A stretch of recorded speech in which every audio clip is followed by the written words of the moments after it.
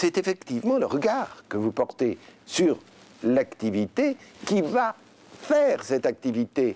Et si, au départ, vous avez le sentiment que bon, ben, faut bien le faire, évidemment, c'est ennuyeux, évidemment, c'est pas là que je vais m'accomplir, etc.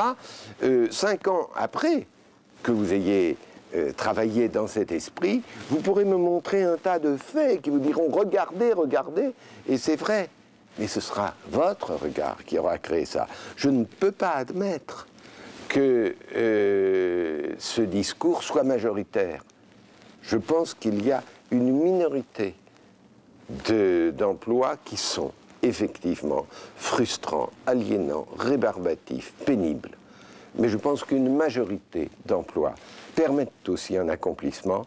Mais si on ne joue pas le jeu, c'est uniquement un système de frustration. Et je pense qu'il y a un discours qui s'est édifié sur le travail et qui a correspondu à cette histoire des 35 heures, qui a en quelque sorte déstabilisé le centre d'intérêt de la vie. Avant, tout de même, le travail était au centre. Il y avait la vie familiale, la vie culturelle, la vie de loisirs, etc. Mais il y avait le travail au centre. Et tout à coup, le travail a été rejeté à la périphérie. Le travail, c'était le moment de l'aliénation, et le non-travail, c'était le moment de la vraie vie. Et je pense que ça, c'est catastrophique. C'est catastrophique. C'est faire de tout travailleur, quel que soit son travail, un damné de la terre. C'est pas possible. Le travail, pour beaucoup, ça peut être aussi un enrichissement, un accomplissement. Je pense aussi, il faut le dire, qu'il y a une vraie difficulté qui est que, pour l'économie de marché dans laquelle on vit, depuis une vingtaine d'années, file un très mauvais coton, dans la mesure où on veut qu'elle soit tout entière au service de l'actionnaire. C'est stupide, c'est détestable et c'est destructeur. On ne peut pas motiver une nouvelle génération dans la seule idée qu'ils devront faire le maximum d'efforts pour augmenter le profit versé aux propriétaires bien-aimés de l'entreprise. C'est pas possible. Hein? Et il va falloir sortir de cela.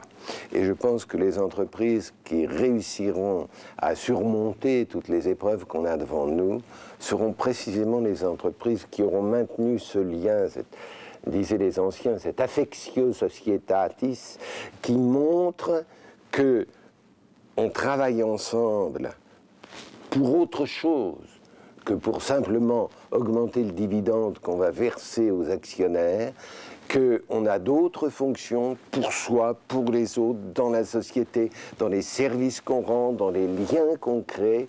Il faut absolument retrouver cela, hein, et ne pas laisser le nouveau capitalisme financier réduire tout salarié au rôle de mercenaire.